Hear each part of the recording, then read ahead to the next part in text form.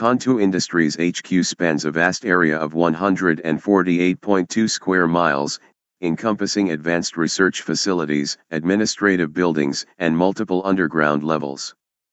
While much of the corporation's groundbreaking work occurs above ground and in the first underground level, the most secretive activities are hidden even deeper. Underground Level 1, Depth. Depth, 300 feet, 90 meters, below ground level. Rationale. This depth provides a strong layer of protection from surface disturbances, example weather events or potential surface attacks.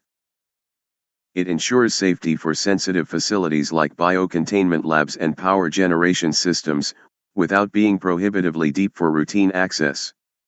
Underground Level 2, Depth. Depth, 1,000 feet, 300 meters, below ground level. Rationale. This level is much deeper to ensure the utmost secrecy and containment for the dangerous weapons stored there. Such depth reduces the risk of accidental exposure or damage affecting the surface or underground level 1. The added distance acts as a buffer, ensuring that any catastrophic failure, example radiological or nuclear incident, remains contained.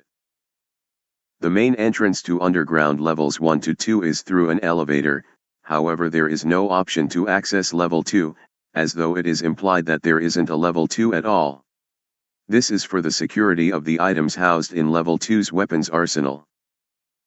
There is a way for the elevator to take individuals to level 2.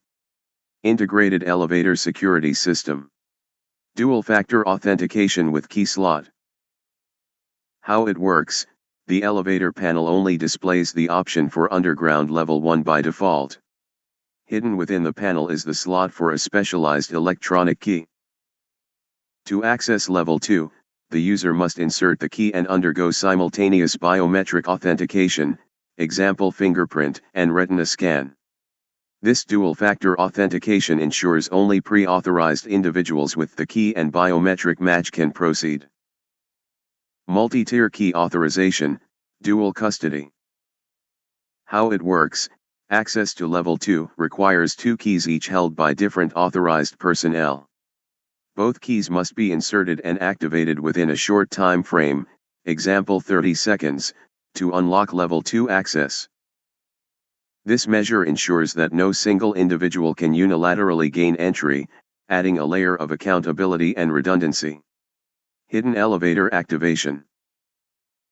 How it works: the key slot is concealed behind a false panel on the elevator controls.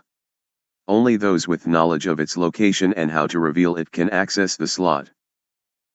For added complexity, the false panel requires a touch sequence activation, ensuring that even if an unauthorized individual enters the elevator, they wouldn't immediately find the slot. AI-assisted entry monitoring. How it works: once both keys and biometric data are verified, an AI system cross-references the request against real-time data. The AI considers factors such as the individual's clearance level, recent activity logs, and potential anomalies, example unauthorized attempts or suspicious behavior. The AI provides a final confirmation before allowing the elevator to descend. If any flags are raised, access is denied, and security is alerted. Remote authorization layer. How it works: after the AI verification, a signal is sent to the Central Command and Control Center. Security personnel remotely review the access request and authorize the elevator to descend. This adds human oversight as a fail-safe, ensuring that even if the system is compromised, a trained operator has the final say. Elevator safety override. How it works: in the event of a breach, emergency, or facility lockdown, the system automatically disables access to level 2. The elevator can also be sealed and redirected to a secure holding area to prevent unauthorized entry. Additionally, level 2 becomes airtight, with independent power and life support systems to contain any incidents. Step-by-step guide to access underground level 2. Step 1. Enter the main elevator. Start by entering the main elevator that provides access to the underground levels. By default, the elevator control panel only displays the option for underground level 1. There's no visible indication of a level 2 option at this point. Step 2. Locate the hidden key slot. Activate the hidden panel on the elevator's control interface using a specific touch sequence or pressure points. Example, press 3 designated sections of the panel in the correct order or pattern. The hidden panel slides open, revealing the key slot. Step 3. Insert key cards, dual custody. 2 individuals authorized to access Level 2 must insert their respective keycards into the 2 separate slots located within the revealed panel. The key slots are designed to prevent tampering and require the keys to be inserted within 30 seconds of each other for the system to proceed. Each keycard is uniquely encoded for the specific individual and the current access attempt. Step 4. Biometric authentication. Both individuals must complete biometric scans simultaneously. One individual uses the fingerprint scanner, while the other undergoes a retina scan. The system cross-references the biometric data with the security database to confirm both individuals' identities and clearance levels. Step 5. AI monitoring and verification. After biometric authentication, an advanced AI system conducts a final check. The AI analyzes the individual's access history, recent activity logs, and behavioral patterns. Any anomalies, such as unauthorized activity or flagged profiles, will trigger a denial of access and alert the security team. Step 6. Remote authorization. A signal is sent to the Central Command and Control Center. Security personnel review the access request, verifying it against real-time data from the AI system. Once the personnel approve the request, they remotely unlock the elevator's access to Level 2. Step 7. Elevator Safety Override Check. The elevator system checks for any active safety override protocols. If the facility is in lockdown or experiencing an emergency, example fire, breach, access to Level 2 is immediately disabled. If no overrides are in place, the elevator prepares to descend. Step 8. Descend to Level 2. The elevator activates and begins its descent to underground Level 2. As an additional measure, the elevator may operate in stealth mode, bypassing visible indicators that it is traveling to Level 2 to maintain secrecy. Step 9. Arrival at Level 2. Upon arrival, the elevator doors open to reveal Level 2. Security systems on this floor may require additional identification checks, such as a secondary biometric scan or verification through surveillance systems, before granting unrestricted access. Step 9. Expanded. Final biometric scans at the arrival point. Once the elevator reaches underground Level 2, the doors remain locked until an additional layer of verification is completed. Biometric scanners. Upon arrival, passengers must undergo a secondary biometric scan, such as retina or palm vein scanning, at a terminal located inside the elevator. This prevents unauthorized personnel who may have accessed the elevator, through coercion, theft, or other means, from exiting onto Level 2. If the biometric data does not match authorized profiles, an emergency response protocol is triggered, which may alert security or lock down the elevator. Surveillance and monitoring.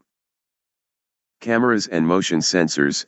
A network of surveillance cameras at the elevator doors captures real-time footage of arriving personnel. Motion detectors ensure no one has hidden inside the elevator undetected. The Command and Control Center reviews the video feed and verifies personnel identities before allowing entry to Level 2. This adds human oversight as a final safety layer. Automated environmental checks.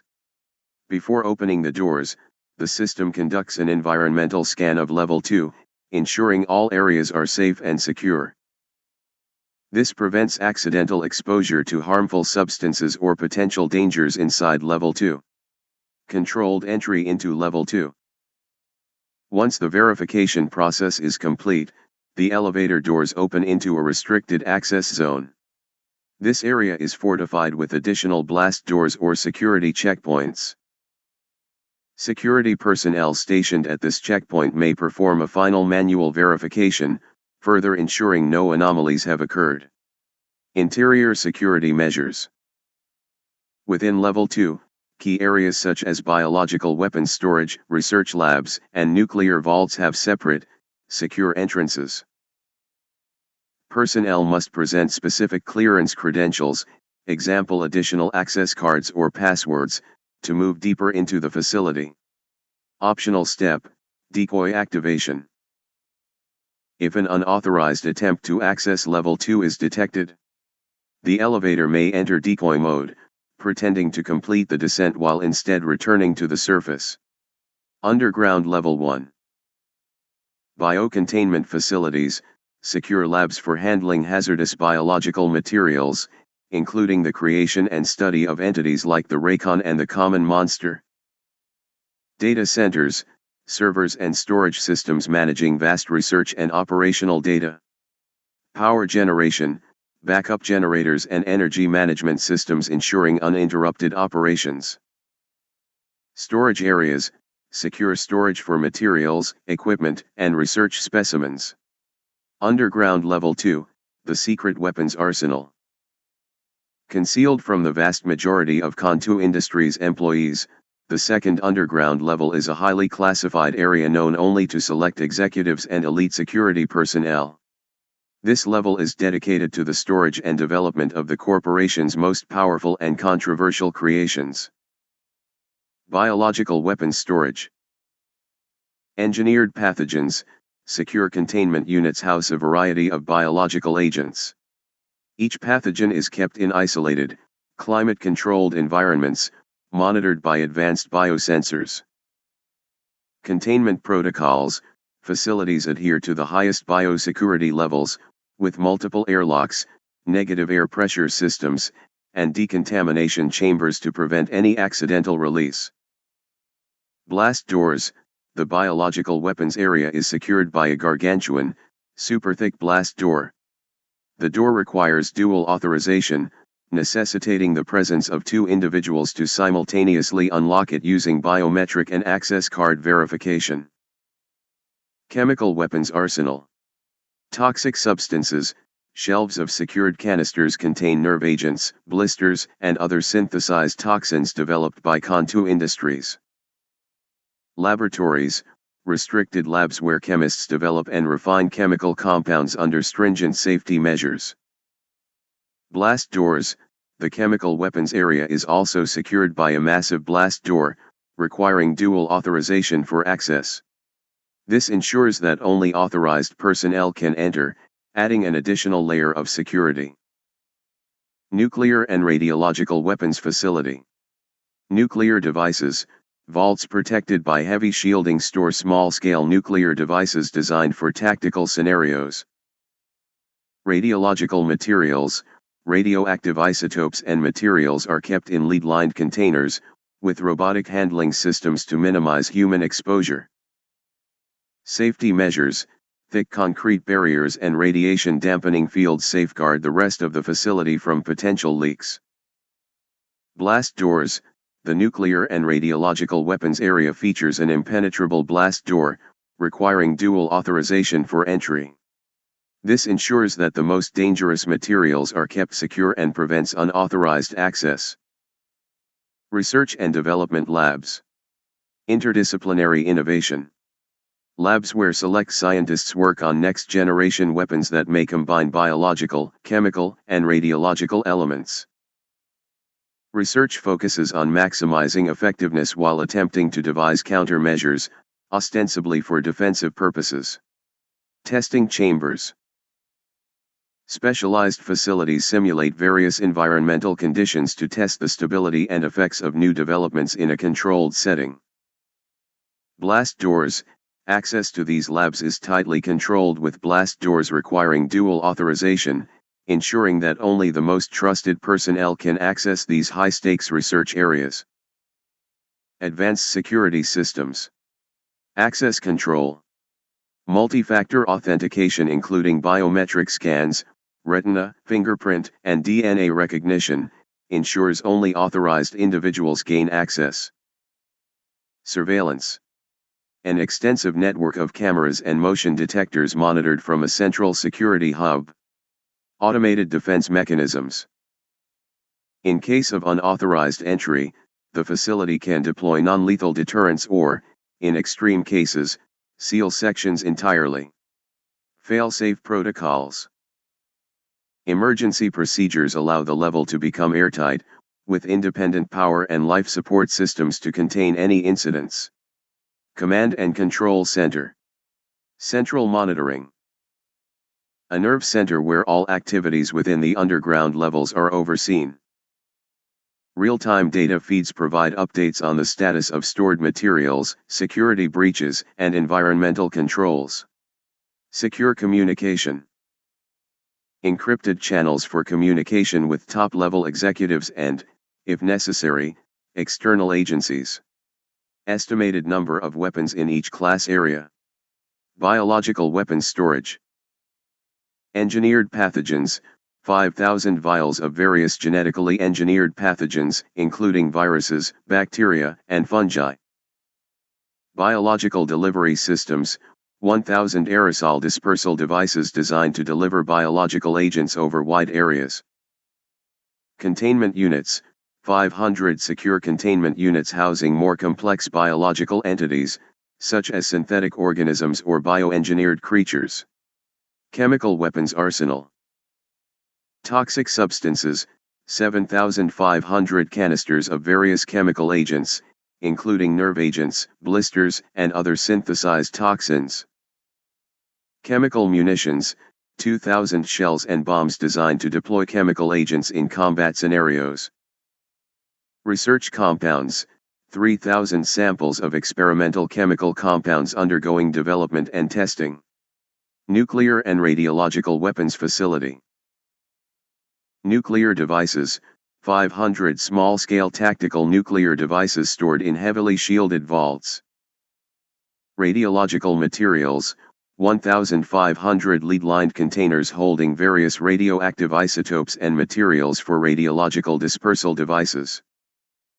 Radiological delivery systems, 750 dispersal devices designed to spread radiological contaminants over large areas. Artillery, normal and experimental. Conventional artillery, 3,000 units, including howitzers, mortars, and rocket launchers.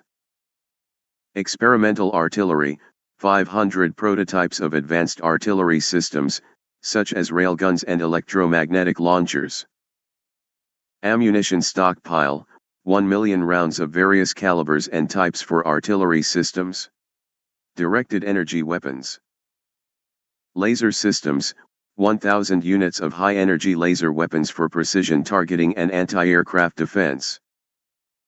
Microwave weapons, 500 units designed for disabling electronics and incapacitating personnel. Experimental directed energy devices, 300 prototypes, including plasma-based weaponry and particle beam systems. Firearms, normal and experimental. Conventional firearms, 50,000 units, including rifles, pistols, shotguns, and machine guns. Experimental firearms, 5,000 prototypes, such as caseless ammunition systems, smart guns, and modular weapon platforms. Ammunition stockpile, 10 million rounds of various calibers and types for firearms. Incendiary weapons. Flamethrowers, 2,000 units for close-range incendiary attacks. Incendiary munitions, 5,000 bombs and shells containing napalm, thermite, and white phosphorus. Experimental incendiary devices, 500 prototypes, including advanced thermobaric weapons and self-igniting incendiary gels. Blast doors at Kontoo Industries HQ. Design and construction. Material composition. Reinforced steel, the blast doors are constructed from multiple layers of reinforced steel, providing immense strength and durability. Kevlar inserts. Layers of Kevlar are embedded within the steel to enhance the door's resistance to explosions and high-velocity impacts. Composite materials. Advanced composite materials are used to further enhance the door's ability to withstand extreme conditions, including chemical and radiological threats. Size and thickness. Gargantuan proportions. Each blast door measures approximately 20 feet in height and 10 feet in width, designed to cover large entryways and maintain an airtight seal. Super thick. The doors are exceptionally thick, measuring up to 5 feet in depth. This thickness provides substantial protection against blasts, unauthorized entry, and environmental hazards. Sealing mechanisms. Airtight seals. When closed, the doors form an airtight seal to prevent any contaminants or hazardous materials from escaping. Hydraulic locks. Heavy-duty hydraulic locking mechanisms ensure the doors remain securely closed, even under significant pressure. Interlocking bolts. Multiple interlocking bolts run along the edges of the doors, providing additional security and stability. Access and security. Dual authorization requirement. Biometric verification. Access to the blast doors requires dual authorization, with 2 authorized personnel needing to present simultaneous biometric verification, retina scans, fingerprint scans, and voice recognition. Access cards. In addition to biometric verification, both individuals must use specialized access cards that are uniquely encoded and regularly updated to prevent tampering. Control panels. Digital interfaces. Each blast door features a digital control panel with touchscreen interfaces, allowing for real-time monitoring and control of the door's status. Emergency overrides. The control panels include emergency override systems, which can be activated in case of a security breach or environmental hazard. Surveillance and monitoring. CCTV cameras. High-resolution CCTV cameras are positioned to cover all angles of the doors, monitored from the central security hub. Motion sensors. Advanced motion sensors detect any unauthorized movement near the blast doors, triggering alarms and alerting security personnel. Operational features. Automated systems. Remote operation. The blast doors can be operated remotely from the command and control center, allowing for swift lockdowns and containment procedures. Self-diagnostics. Built-in self-diagnostic systems regularly check for any mechanical or structural issues, ensuring the doors remain fully operational. Blast resistance. Shock absorption. The doors are designed to absorb and dissipate the energy from blasts, minimizing damage to the surrounding structure. Radiation shielding. Special radiation shielding materials are integrated into the doors to protect against radiological threats. Maintenance protocols. Regular inspections. The doors undergo regular inspections and maintenance to ensure their continued effectiveness and reliability. Automated alerts. Any issues detected by the self-diagnostic systems trigger automated alerts, prompting immediate attention from maintenance teams.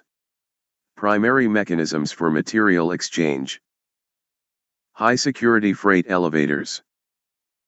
Dedicated material lifts. Specialized freight elevators are designed exclusively for transporting materials. These elevators operate separately from those used by personnel and are heavily reinforced.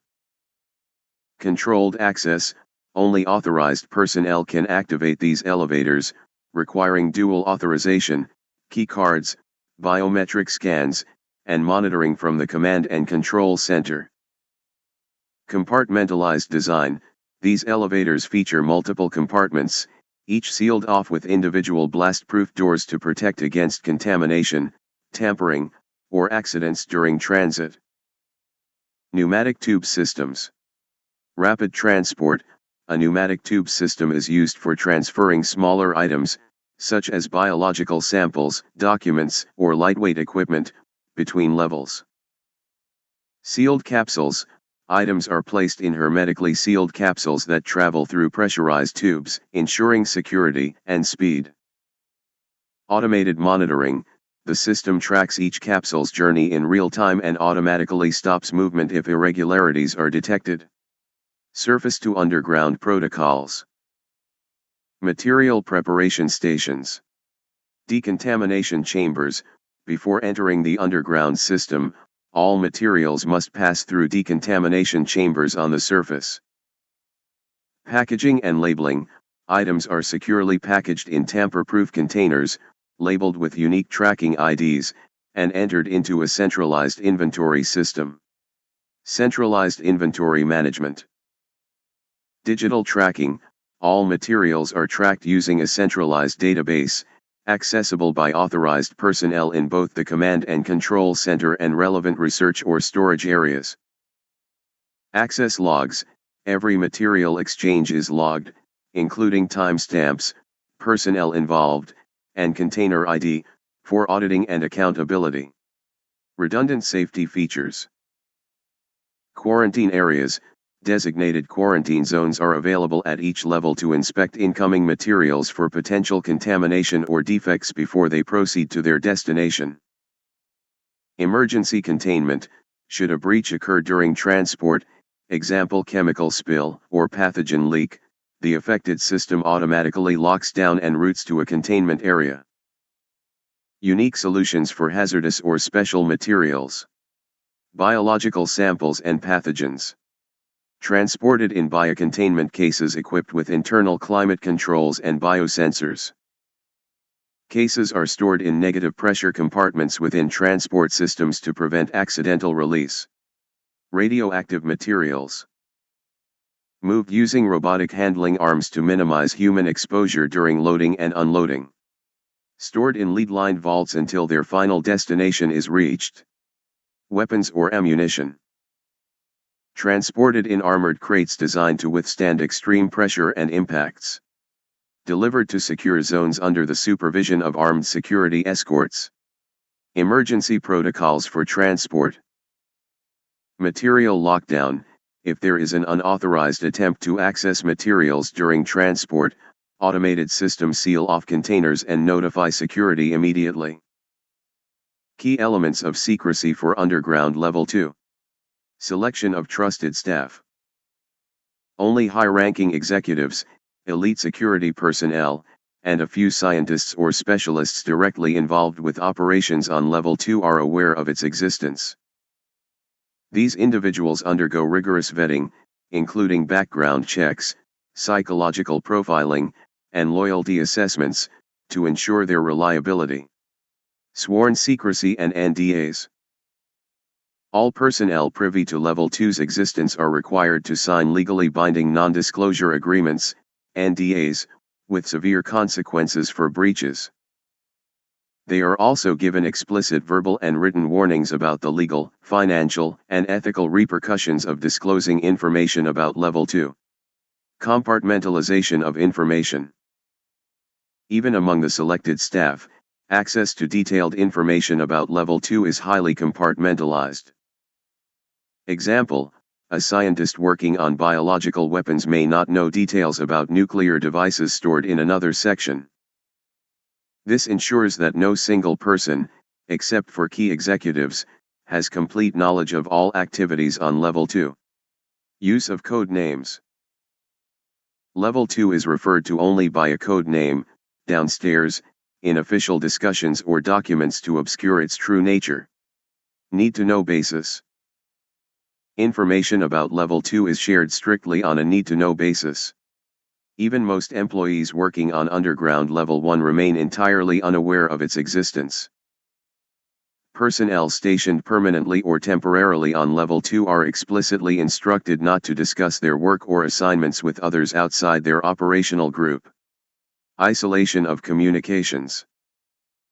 Communications originating from Level 2 are encrypted and routed through dedicated, secure channels. External communication is limited and must be approved by senior officials, ensuring information control. Physical concealment. The entrance to Underground Level 2 is hidden, as described earlier, with no visible indicators on the main elevator or building schematics. Only personnel who are aware of its existence, and have the required credentials, can access it. Enhancing the secrecy with subtle measures. Psychological reinforcement. Staff are briefed on the critical importance of secrecy and the potential global ramifications if information about Level 2 were to be leaked. Regular psychological evaluations ensure that those aware of Level 2 remain mentally sound and loyal to Kontoo Industries. Anonymous staffing. Personnel assigned to level may second be listed in records with anonymized titles or code numbers rather than their real identities, reducing the risk of internal leaks. Misinformation layer. For added security, false rumors, or deliberately misleading information about the purpose or existence of underground level 2 could be subtly circulated. This would misdirect any potential external or internal investigations. As well as rotational staff, there are staff members that are permanently stationed on level 2. Isolation and security. Keeping level 2 personnel housed on site minimizes the risk of external exposure or leaks about the facility's activities. It also reduces the need for frequent travel between the surface and level 2, maintaining the secrecy of its operations. Operational efficiency. Personnel living on site can respond immediately to emergencies or critical situations without delays. It fosters a self-contained ecosystem, ensuring the smooth operation of Level 2 without reliance on external support. Psychological and practical needs. Even in a secretive and high-stakes environment, giving personnel a private space offers a sense of normalcy and helps prevent burnout. While the spaces may not be elaborate, they meet basic needs to keep personnel healthy and focused. Structure for living spaces. Design and layout. Compact but functional rooms, roughly 150 to 200 square feet per person. Features include a bed with storage compartments underneath, a desk and chair for personal or professional use, a small wardrobe or shelving unit for clothing and belongings, a private bathroom with essential amenities, shower, sink, toilet. Community facilities. To save space, larger amenities are also shared. A communal dining area with kitchenettes for shared meals. A small lounge or recreation room for relaxation during off hours. A fitness space to promote physical well-being. A secure intranet hub for accessing entertainment, learning, or research materials. Environmental design. The living quarters are well ventilated and equipped with soundproofing for comfort and privacy. Neutral lighting and ergonomic furniture help combat the disorienting effects of being underground long-term. Security and monitoring. Each room has access controls, example key cards or biometric scanners, to ensure privacy and security. Monitoring systems balance the need for safety, example ensuring personnel health, with respect for privacy. Cultural and ethical considerations. To maintain morale, personnel should have designated rest periods, occasional opportunities to communicate with family or friends outside the facility, and recreational outlets, example books, games, or fitness challenges. Rotations or time-off allowances might be necessary to combat the psychological strain of living and working in a highly controlled and isolated environment.